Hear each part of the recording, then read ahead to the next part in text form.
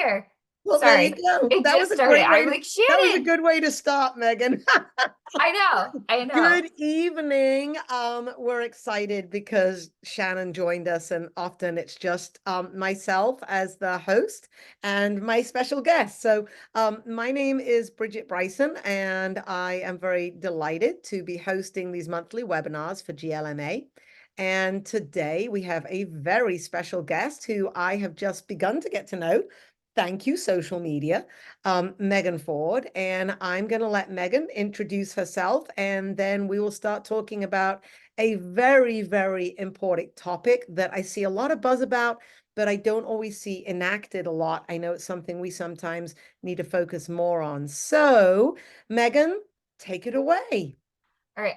So we have a small group, and I'm sure, hey, I'm sure you guys are doing what I normally do during webinars, which is like, cooking dinner. I eat a late dinner, or, doing whatever. Maybe you're doing watercolors.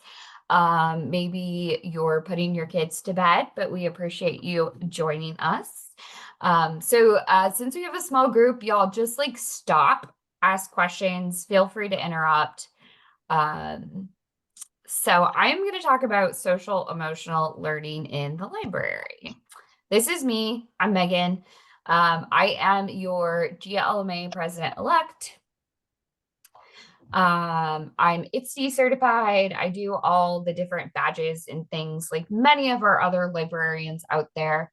I am an open book. I love, love, love sharing. So you can find me on all the socials at Ms. Ford Fierce. I also have a TikTok, but it's definitely like silly and usually whatever my students come up with that I should post about.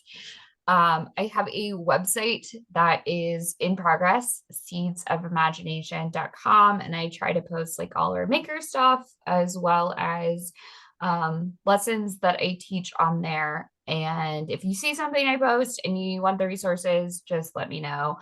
I'm not into gatekeeping, and a lot of us are singletons in our library, and it can be really difficult. So reach out, even if you're just like, today sucked and I need to vent to someone, reach out because sometimes days suck. All right. It happens. Yeah, it happens. Yeah, especially when we're like silos in our building. And I just like it can be really difficult because you're the only one in your building who actually knows what you do. So that's tricky. So social emotional learning is really like this is CASEL, which is like the big website or organization for SEL. And they have tons and tons and tons of resources. This is their very fancy definition, but really it's just about teaching our students how to regulate themselves, how to deal with the emotions they have, how to work with other people in positive ways. And when we do have negative things happen, how do we handle that? And I think like with COVID, like I hate to blame COVID for everything, but like I think in this particular situation, we're seeing our kids never really got the opportunity to kind of deal with what happened. Mhm. Um, and I know different grade levels. So for us in high school, especially like right now, we're seeing it for sure in our juniors that we're just kind of like, you don't go to school, you missed middle school, now you're a ninth grader in high school. And it was very much like, figure it out, like, good luck. Um, Yeah, and I think so, with middle school we saw that a lot. We also saw that not knowing, suddenly having how to cope with schedules, not knowing how to even like things like not just being able to eat when they want, go to the bathroom when they right, want, like things that just became normal things. And it's more than them just learning because they're kids, right? So right, it's like all of a sudden that becomes something that becomes a negative thing that becomes like we had some kids who they almost want to hide. They just don't know how to deal with this, not only the social aspect, but the schedule, the requirements, the organized things, and so Mhm. I think we can legitimately blame COVID, that on top of the regular things that we deal with kids of all ages, but I'd like to say especially sort of preteen, teen, Mhm. that COVID just added a layer. Yeah, and we're like noticing, and you guys probably are too, like the effects of those like really basically, I mean, I know most of us were like hybrid and in person for a year, but it's almost like we have kids that are like basically 2 years behind emotionally. Um, and a lot of them just like never really learned how to socialize. And again, sometimes I feel like an old person. I feel like a lot of that is social media as well, where you don't necessarily have to learn how to interact with a person face to face. And so I'm also very honest. I personally struggle with anxiety. And so I never had an outlet at school. Like I didn't have a safe space or like a place I could go that really was like taught me like this is what you're struggling with. This is normal. Let me help you. And so that's been a huge passion of mine is like we have a lot of kids that have mental illnesses, maybe they're diagnosed, maybe they're not, but they don't necessarily know the coping strategies to deal with that either. um, so here is Kasel's framework. And so we're going to kind of talk about these different pieces and how I do these different pieces in the library. We also focus a lot on mental wellness, but we try to like help kids have like a well-roundedness to them. And I think that the library is such an important place for this to happen because I know, our teachers are number one, they're burnt out. Number two, they are pushed for time and they have this curriculum they have to get through, right? And so there's this pressure on our teachers to get through this curriculum. And I think that the classroom can also become a little bit, competitive or stressful for our kids. And for a lot of our students, the libraries are already a safe space. And so it offers that arena for you to kind of tailor these skills in a much more manageable fashion where the kids aren't necessarily realizing what's happening, which is like, that's my favorite. It's like when the kids, you're like, ha, ha, ha, I see you, but like, they don't really know.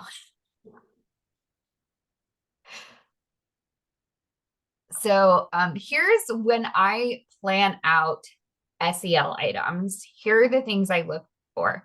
So I'm going to focus today on how I do it through programming. It's a lot easier than you think. A lot of what I do is passive programming because like many of you, I'm also like in classes teaching or doing PD or all the things that librarians do. But I also do this through different book venues as well. Um, we don't often talk about like our displays or our book challenges, and these are ways we can incorporate these. So the first thing I do is some type of inspiration. So whether that's like whatever that month's theme is, maybe it's something that I see or personally notice like the kids are really struggling with. If we have testing coming up, if we have certain holidays coming up. I also have a library advisory that kind of helps with that. And then from there, I generate some type of solution. So when I do SEL planning, I have something I'm looking for to solve and then solving it some way. Um, and then I design that and I like let the kids do it. And then from there, obviously it changes year to year based upon, like what do the kids really like? What do I see is working? What didn't work at all? So an example of that would be we pulled out our 3D pens. That did not work. Like the kids are so used to like our nice, y'all, I'm spoiled. I'm at a bougie school. Our kids are so used to like our really nice 3D printers. When we pulled out the 3D pens, they were Like, I do not know what's happening. Like, this is not doing what I wanted it to. And so that was like a learning opportunity for both them and me to be like, okay, this is not what we had planned. But it was also an opportunity for the kids to learn with like that frustration of like, what happens when I don't know something doesn't do what I want it to do. So we kind of talked about problem solving. But yeah, so that's like a thing. I'm gonna throw it away. It won't exist again. Like it just didn't work. And that's okay too. We have lots of programming that doesn't work. Do you find that you typically kind of plan, like you mentioned, like the holidays, the things that we know are coming, but then also like you see a need, right? So is it Yep. kind of a mix of I kind of have a rough plan for the year and then maybe we throw extra stuff in, or are you more of a I build as I need it? Like I'm just interested because I know like my kids and I we met for a retreat over the summer Right. and kind of penciled out the year. And then of course, as the year goes by, we make changes. So I'm interested to see kind of your plan of action. Okay, so it's a little bit of both. I will be honest, I am a type B perfectionist, which is like the weirdest thing of all time. Um, so I do a lot of like things by the seat of my pants. Like I have no idea what we're doing in March. Like I just don't know. My brain is fried. But there are things that I know going into the year, like, okay, we're gonna do this. Like, I'll know, like, we're gonna do something for dot day. Like, I know it's high school, but we still do dot day. We just do it in a different fashion. I know for sure we have built up a massive World Read Aloud Day program. This year we had 21 authors virtually join us. We do it countywide. We had over 80 classrooms. So, like, I'm going to block out that time going in to say, like, okay, here's what we're doing. And knowing what was successful in the past, like, I'll know, like, hey, this is like a holiday we want to celebrate. Um, so, but most of the time I kind of planned it out monthly. Um, so because it always seems like as a librarian, like we're doing like I can kind of tell when I'm going to be really stressed and like things are going on, but um doing it monthly gives me a little more flexibility to kind of say like okay, here are days I have meetings, here's when I have conferences, then I'm out.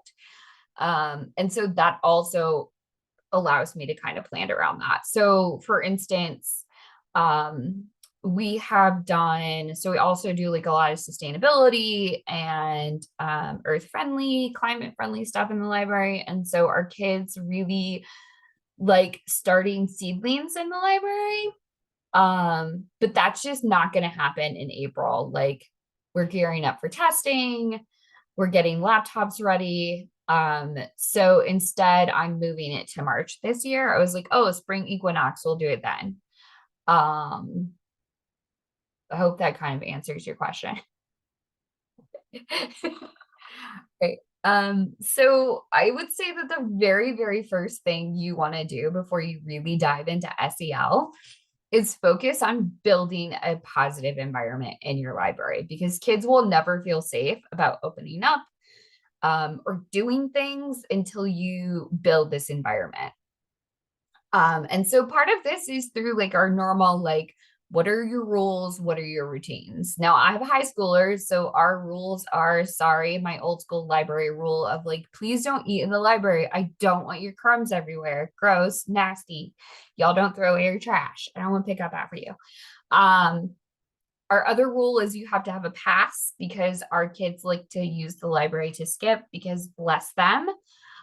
They're very academic. And so the library is where they skip instead of actually leaving school. So they have to have a pass. So we know they are where they need to be. And then our other rule is like, don't be a jerk. So don't be mean to other people. Don't be mean to yourself. Don't be mean to us. Don't be super loud and obnoxious. Like you can talk, but you don't need to scream. And so for high schoolers, like when I'm like stop being a jerk, like they know what that means. Just because that's where they're at in life. Um, and they will laugh and be like, yeah, remember that one time I got kicked out of the library? And I'll be like, yes, I do. So yeah, just like also letting your students see themselves in the space. So for us, that's with books. We try to display different displays that represent all of our students. I am very open to my students about my struggle with anxiety. So I think that like lets them know that it's like a safe space. Um, we have a therapy dog that comes to the library every other Wednesday. And so the kids know like the dog is in there, and that's very exciting. So just building whatever that looks like to you in your school building based upon the needs of your students. Start with the like just natural environment. We're not technically allowed to have candles at school, but I always have like a candle because it smells nice. Uh, um, we have lots of pillows and stuffed animals, and because high schoolers are overgrown toddlers, and that's my hill I'll die on, is that high schoolers are overgrown toddlers. And so, yeah, just letting your students know, like, no matter what's going on, you're going to be accepted. Even if you make a bad decision, even if today is an off day, like you're still accepted in this space and you're still one of us. We call them our library babies, is what I call them. So some of the skills that we work on. So one of them is self-management. So this is a skill I think a lot of our students are lacking, which is like, how do I set goals? How do I reach those goals, and how do I plan and organize? So we work individually, or I work individually with our students a lot to talk about like, how do I plan out a to-do list? What does scheduling look like? We do tons of stress management techniques. So for Hispanic Heritage Month, we did Guatemalan worry dolls, where you like make your worry doll and you're supposed to tell it your worries, and then you put it under your pillow at night and it carries off your like anxious thoughts. We did in January, Martha Bongiorno, who's now working for Adobe, came to our school, and she and I co-taught our students on how to like create vision boards. Like, where do you see yourself by the end of the year? And just really kind of teaching them those soft skills that they don't always know on setting those goals and making them achievable. When do you do things like this, Megan? And you might be touching on this later, so I apologize if I'm I jumping. didn't, so that's a great question. Yeah, because just because it's one of those things where every school is different according to your grade level, right? So, Right, elementaries might have specials. I don't know how it is with the high school. With me, it's like I'm teaching, but I'm teaching for another teacher. I'm doing the research lessons. So there are right. some club opportunities and so forth. So when do you kind of manage to squeeze that into your schedule to give kids the opportunity? Right. So I'm very fortunate again. I have a full-time parapro, so let's start there. And I know some people have difficulties. Me and my parapro have worked together for 8 years now, so we kind of like know each other pretty well. And I trust her to completely run the library when I'm out. We also have I open the library at 7:45, and our school bell rings at 8:20. So we do a lot of things before school. And then we are blessed. We have hour-long lunches. Yeah. So yeah, I know. And trust me, I've been there with like the 25-minute lunch. Like it sucks. It sucks so bad. So we instead, where like most people have like a block of time. So like you might have fifth period and you've got 4 lunches that are 25 minutes. We have third, fourth, and fifth period lunch. And so each kid has a class period that is their lunch. And so like the Guatemalan worry dolls were 100% passive programming. So you can see like it's literally on a table, which is now like the table that we do the things on. I don't know how that happened, but it's right where we walk in, like the kids walk in, and I put whatever like usually it's like a once a month thing or an every 2 weeks thing. And so I put it up there with the Canva instructions that I created and whatever materials they would need. Again, I have high school, so a lot I can like kind of trust. I mean, they're messy. This is where like my type B comes in really well. Like I'm okay at the end of the day if there's like 100 pervert beads on the floor. Like I'll be like, well, that's what vacuums are for. Uh, or Yeah, that's where I would creativity. say that's where my parrot and I are different. I'm like, well, they had fun. Like Yeah, that's, that's yeah. yeah, Even though I'm yeah, pretty type A, but on that kind of thing, I'm like, hey, my goal was the kids participated. They participated. correct. She Yeah, gets a little bit more antsy. So there has to be a little bit of a balance yeah, there there. has to definitely be a balance. And so things like the mission statements, we do is like more in-person programming, and we'll do that during lunch. So we advertise on social media, we advertise on the school announcements. Um, and so like in this instance, we provided lunch for the kids, but often it's just like, hey, bring up your lunch. We're going to do this activity. And the kids will come up, and generally I can get like maybe overall like 30 kids, so like 10 a lunch to participate depending. And then things like the to-do lists, like we have a culture where um our kids come in very stressed, and you guys can, the look on the face, like I'm overwhelmed, I don't know how to deal with it, I've got 3 tests today. And so I actually created, it was for myself, with the help of my therapist, um, a to-do list and planner. And I created a cute version in a Canva. And now I just have sheets I print for the kids, and I will sit down. I'll be like, okay, between now and lunch, you're going to dump all your thoughts on a page. And then we're going to sit down. Like I will individually sit down with them and say, okay, let's look at like what you have planned. And I will teach them like those type of skills. A lot of it's just randomly one-on-one as kids need it.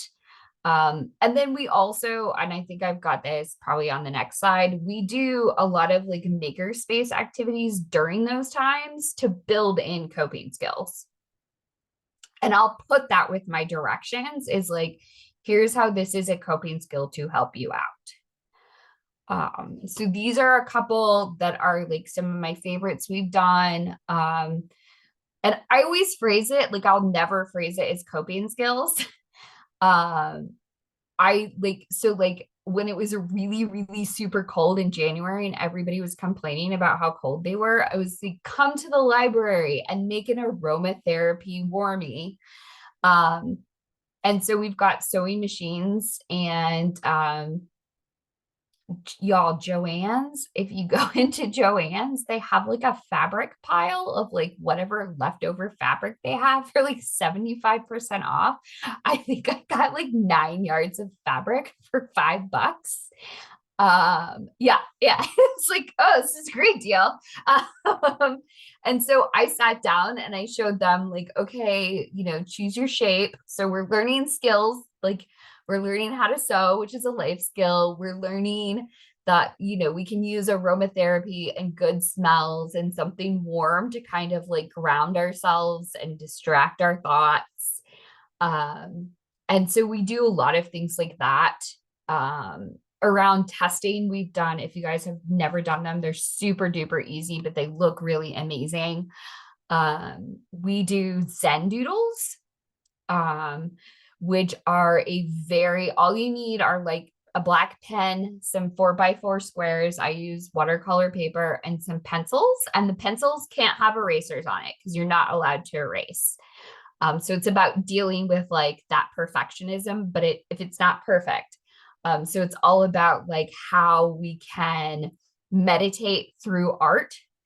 And our art doesn't have to be perfect to be beautiful, which I love. And it also teaches like our kids that are really fidgety a skill that they can do over and over and over and over during class that's not disruptive. That a teacher is not gonna mind if you're doodling on your notes. And so we usually do these before testing, and it's all about like, okay, as we're doing this, let's focus on our breath. So just kind of building in any type of coping mechanism you can. We have fidgets on my desk, and the kids know, like, it's like a take one, leave one fidget situation. And so they know they're on my desk and they can come and get a fidget, and then they just bring back the fidget. And then I wipe them down with Lysol occasionally. And so just having little things like that so that the kids can kind of manage themselves. All right. And Sorry, then I'm writing notes. That was my no, time go to ahead. comment. Please I'm write I'm notes. like writing notes, writing. Please. So another thing we do, and y'all, I believe that all librarians do these in some capacity. I just may do it more like front facing than you do. Just because it's something I'm truly, truly passionate about. So, um, building self-awareness and celebrating people's personalities.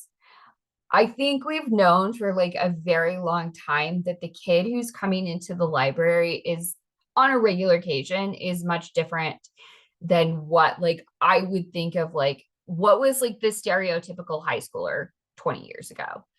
Um, our kids are really, really struggling with like, what is my identity? What is my place? Where do I fit? Who are my people? And so we do a lot of programming to kind of celebrate individuality. I had a kid give me the best compliment the other day. He was like, I really, really love you, Miss Ford, but 90% of the time you sound insane and I have no idea what you're saying. But like, I embrace that weirdness. Like, I will 100% be like, I am weird and I am here for it. And I accept other people who like don't fit into like kind of that cookie cutter. And so we embrace that social identity and like, who am I becoming?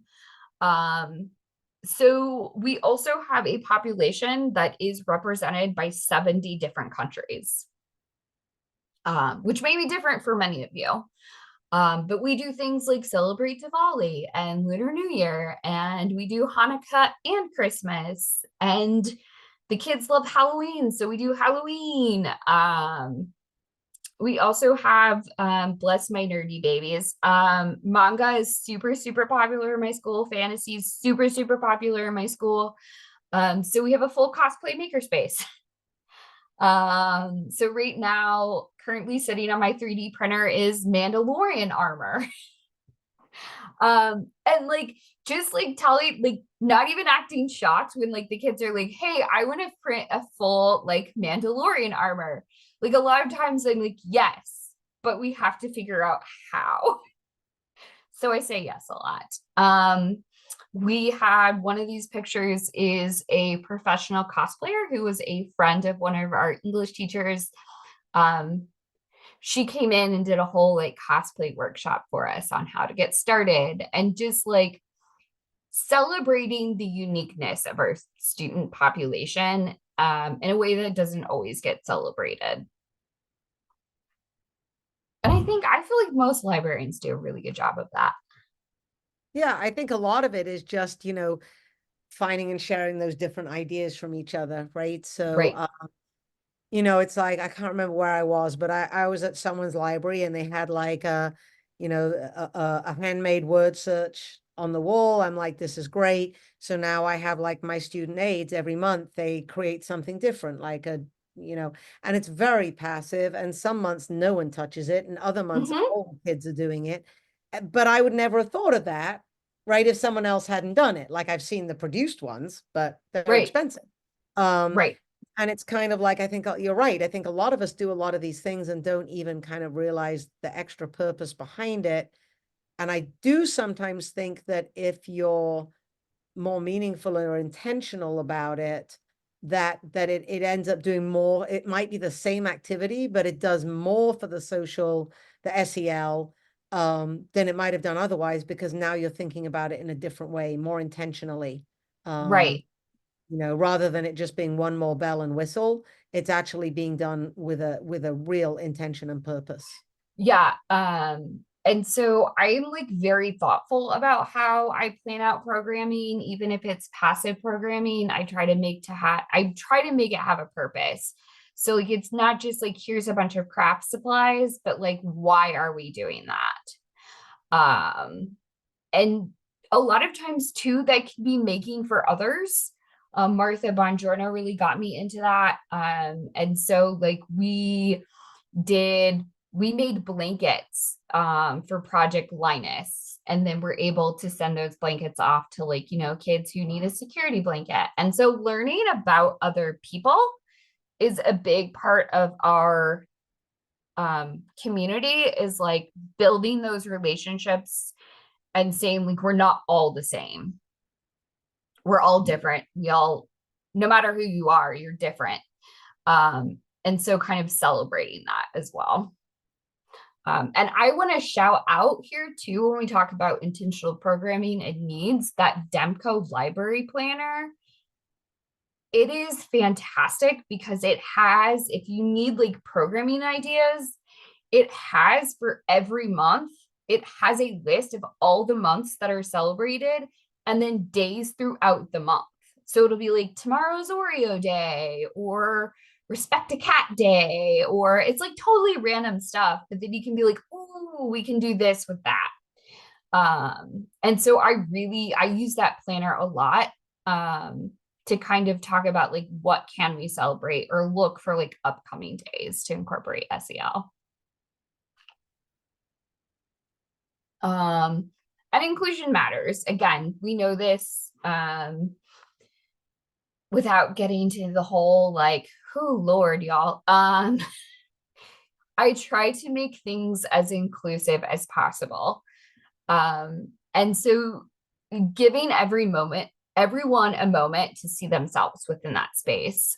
So a couple years ago, instead of doing like our typical like snowflakes, we did seasons of love and did like a whole rainbow themed like Christmas trees and rainbow lights and rainbow tinsel, and did like all our LGBTQ books. I will purposely look at our list of clubs, and any chance I can get to talk to those kids within those clubs, ask like, can I come talk about this thing with your group? Can we come talk about book bans with your group? Can we come talk about, I don't know, Asian American stereotypes in the media? Like, so that I'm showing like I'm very passionate about whatever you're passionate about. And then I try to make our book challenges very inclusive and have a theme. So this was a passport Martha and I did a couple years ago, where it was all about empathy. So every book showed a different perspective. And I'll tell you what, y'all, I'm not above bribing children to read. I know it's like frowned upon. I would bribe the children with chicken biscuits. I bribe them with Starbucks. Again, I'm in a bougie area, so take it as you will. I also have high schoolers, so like, here's a piece of candy. They're like, thanks. I don't know why you just gave me a piece of candy.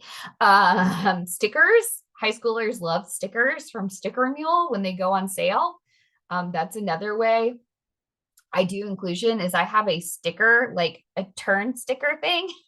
And anytime stickers go on sale, I will make an image and have those stickers printed through Sticker Mule. And then I've got 50 stickers ready to hand out to the kids on anything. So we did like Suicide Awareness Month stickers, or we might do like Transgender Day stickers, and then they just sit on like the little turning wheel. And the kids know, like, I can come grab as many stickers as I want. And then they're like, can I grab stickers for friends? And I'm like, yes, grab stickers for friends. So I also love stickers as a way to like show inclusiveness. And then you're advertising throughout the school because everybody's got it on their laptop. And then responsible decision making. So this one I think is really hard to show because it's a lot more about how do we identify problems? How do we demonstrate curiosity and open-mindedness?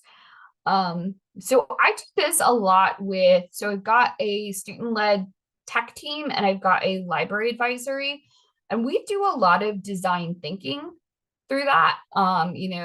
This is like my sheet for our library advisory. So they do all of this. So this is my handwriting, but I literally go in and the only thing I write are possible events or plans. And that's just like whatever's happening that month. And then from there, they come up with any goals they want. So up to 3 goals, things they want to accomplish and build. They come up with any event or program they want to do, or they want me to do. And then we split it up. So what is student library advisory going to do? And what is Miss Ford going to do? And then any resources we would need to accomplish those things. Um, Would you love to share that with us so that we I can would look be at happy it? to share it. I There will. was something else you had earlier that you mentioned, and now I'm like an idiot. I forgot. I don't know if I wrote it down. I'll have to try and remember. There was Okay, something else so if you written. remember, let I me know. know. I was like, there was something else. I'm like, oh, I should ask her to share it, but you were on a roll and I didn't, and now I'm like You regretting should, it. yeah, But I can um, totally share that. because it's Yeah, I always like, will. why reinvent the wheel if No, someone? yeah, I will Oh, I know 100. what it was. It was your um to-do The to list, do. creating a Yes, I to-do will list. share that too. That would be Um, fabulous. and I Thank you. love it because like I struggle with the overwhelm, like it's no one's business. And so it's like literally a pretty version of what me and my counselor came up with together. Yay, therapy. Um, yeah, I will totally share it. And then I was like, ooh, we can make this cute. But it really helps. Yes, I will 100% share that. Yeah, so I put a lot on my students. If you guys haven't seen, like I am all about putting the children to work.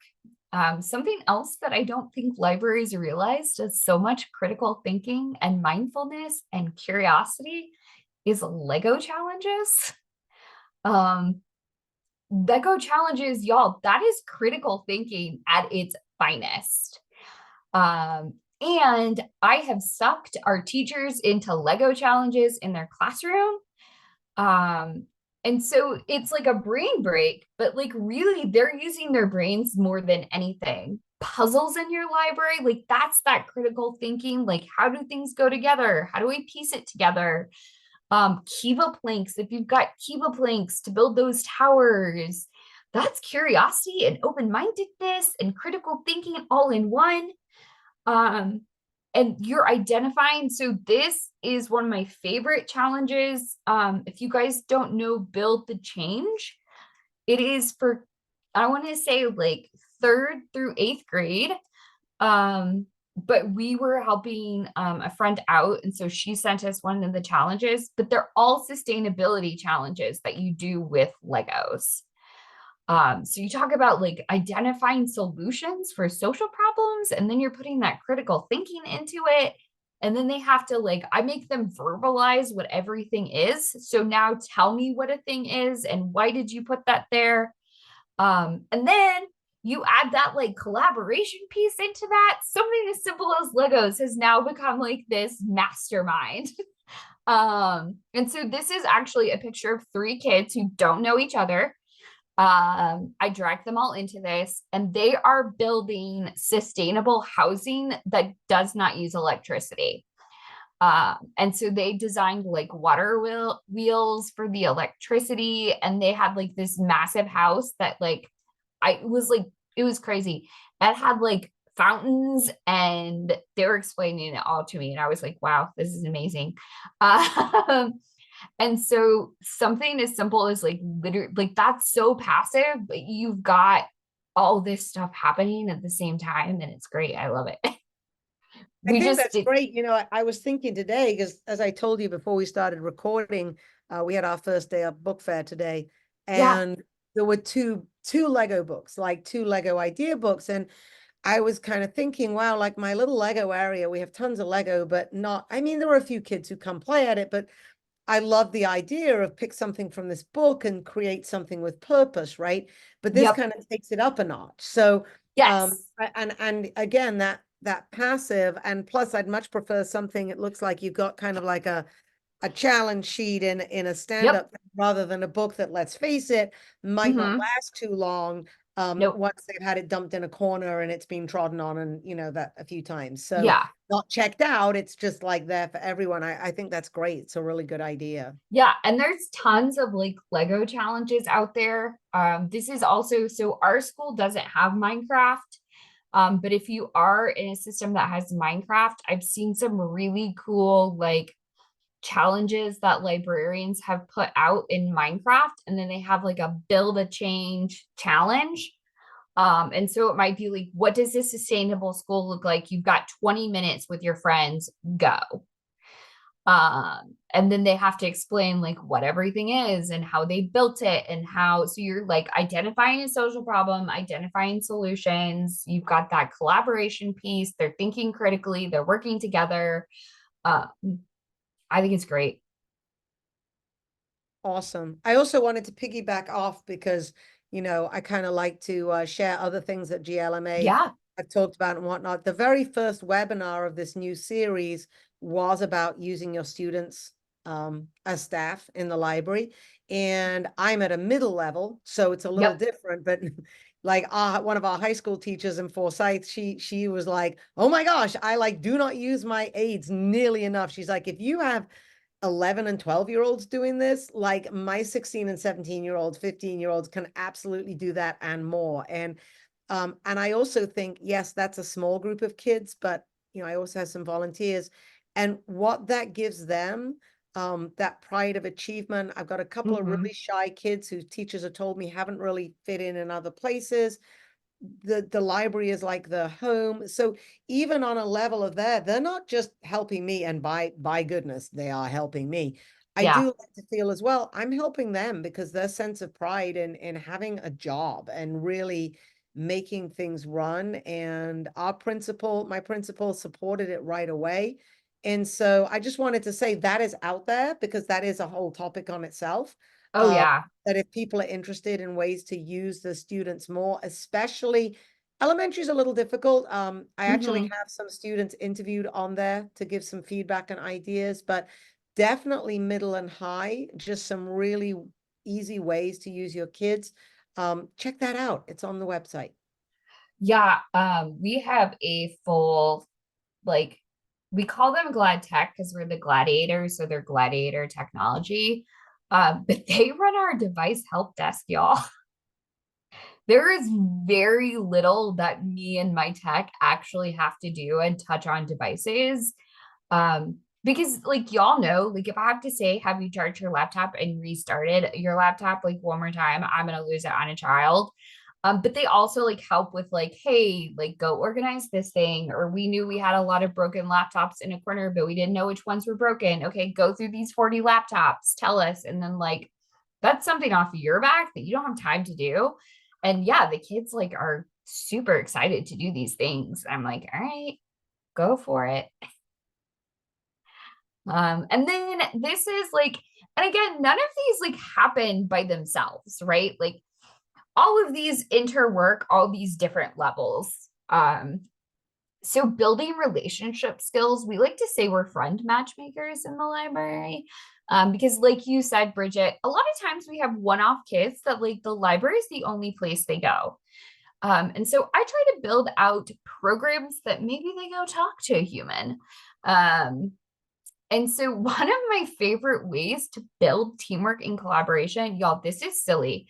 I have a Switch, a Nintendo Switch that I bring in occasionally. It won't connect to the school Wi-Fi. Um, but we've just got like many of you, we have like a 70-inch monitor, and I just throw the HDMI cord on that bad boy. Y'all, if you want to talk about collaboration and teamwork and building social skills, like it's amazing.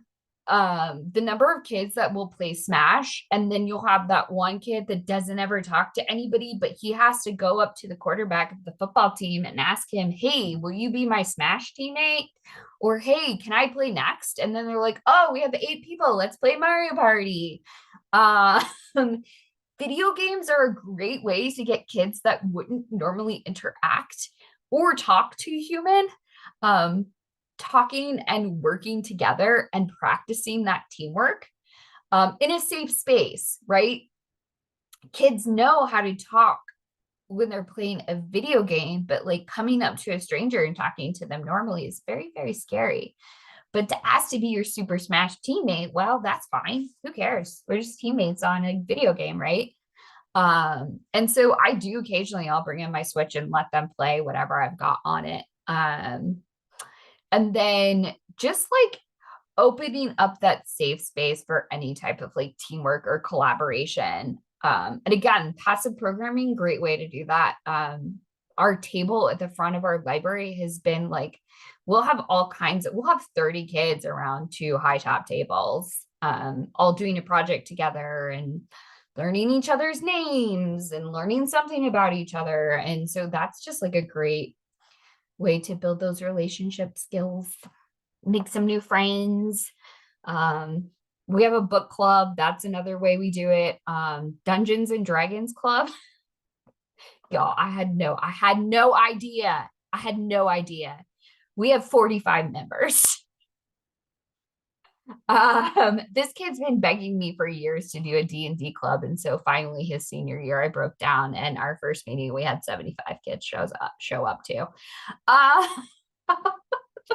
so, and like, all those kids are kids that like probably normally wouldn't be like typically like in the library, but like they're in there for D&D. So here we are. And that's really all I had. It's pretty short and sweet. So I'll let you guys ask questions and any thoughts you have, anything I will definitely share out that template, those two templates. I'm trying to think. I will post them actually. I'll post them on my website tomorrow and on my social media, and I'll also send them to Bridget. Or you can, my email, I don't think I put up here. Here, let me add my email so you guys can see it. Yeah, and absolutely. And then I can ask them when they put up the Zoom recording. Yeah, I will I'll At it. send that. Yep. Brilliant. Yep. So my email is it's just mford86@gmail.com. Please reach out, send me an email. I love sharing resources because again, we're better together, y'all. We cannot do this alone. It's too Well, much. and 100%, like shout out to Megan. I'm failing you as a teacher librarian, and I'm now doing my master's so I can be official in case Forsyth ever makes that mandatory. And actually, no, seriously, it is great because I'm learning and everything I'm doing is connected with my job, right? So it's Right. if I had done my master's as a teacher, it would not have worked with it would have been like pointless. It would have been busy Oh work. yeah. This is totally doing what I want. And I mean, I'm kind of like, I don't know who to go observe. I don't want to go observe people that I know in my district because yeah, check the box, but that's not what this is about for me, right? No. I'm a nerdy 50-something-year-old teacher librarian who wants to be good at this. I want to go see people who have stuff going on that I don't know, right? That I haven't already seen. And I mean, literally, we started talking about this webinar. I asked Megan, she's like, yeah, sure. When do you want to come? And I think, those are people we need in our profession, right? We need to be able to share and learn from each other because Yeah. I always say the newest of the new and the most experienced of the most experienced, you're going to learn something. Yeah. That's bottom line. And I think going to a different place, a different environment, going to bougie, is going to Y'all, help Johns me. Creek High School, baby. We But you might as know well what? be private. It's even things like, so we moved our makerspace table Yeah. to the back of the library because we needed to create a different flow with our bookshelves. Hmm. And it has worked really well for our bookshelves. But the whole time I'm listening to you, I'm like, dang it. I need to make that space more because my kids are coming up with monthly crafts. But they did an absolutely adorable little love bug craft. I don't think a single kid saw it and did it, right? Because Yep. it's in the back. So although I do have my little morning glory kids who come and do their little makerspace and make their beads, and every Monday we have Mellow Monday and we have Japanese sand gardens and Oh, they I love love that. those. Right. But they're coming to do those things, so they're ignoring the little love bug craft. So it's kind of Yep. like I need to come up with, so much is just where it is, right? So I need to come Hmm. up with a different option for where I can maybe, even if it's just the craft that moves and everything else Yeah. stays in place. So I think those little things are things that we can all learn from each other. And I just appreciate your openness in sharing. Yeah. We Well, all, it's funny. You'll appreciate this. The reason my makerspace table is in the front of the library was not purposeful. It's because I have no makerspace space. My principal took it as a conference room. yeah, that happens. So so that's where it fit. And then it just worked. So you I never love it. know. Yeah, I love it. Yeah, we lost all our spaces. So we did get one back though. It's like the green screen room. Ooh, And ooh, that's gold. That's yeah, money. so That does never happen. our tech person and I fought for that one because we were like, look, we now have teachers who can't do the video lessons that they've Right. done every year because that's been taken away. And Yep. so anyway, we could talk forever, but that's not our goal. Yes. So Yes. I will first of all thank you. Yeah. Million times thank you. Truly appreciate it on a personal and a GLMA level. A reminder that we do have subjects from the past. We did digital collaboration last month, and the month before we did using your students as staff. Next month is going to be on manga. So I'm really excited Ooh, about that, I'm right? excited. I need to go to that one. And you guys have had some like real big librarians do these webinars. Oh, So for like sure. some Like Megan Force, right? no. Okay. Megan Ford. So no, it's great, and we're just gonna hopefully keep growing. And please, Shannon and Kelly, if you have any thoughts, recommendations, please just send them out to us. Tweet, let us know your thoughts, let GLMA know, because we are always searching for people to share topics that you don't have to be the greatest, but things that are near and dear to your heart, because that passion comes through and we can all learn from everyone. They should do a webinar. They're on here. Now they There know. you They go. should do a There we go. webinar. No, but that doesn't mean if you come, you have to do one, because we want. No, no, you do not. I just like I enjoy hearing like what I like hearing different voices, 100%. And I think that's one of the strong suits of GLMA is like I really do feel like there's so many phenomenal ideas and such a strong group of librarians. It's great. I love it. Absolutely, absolutely. Well, I'm going to hit end in a second, so I am going to stop recording. So let me just thank you again, Megan, and look forward to Mhm. seeing and talking with you in the future. And thank you for listening, our guests. And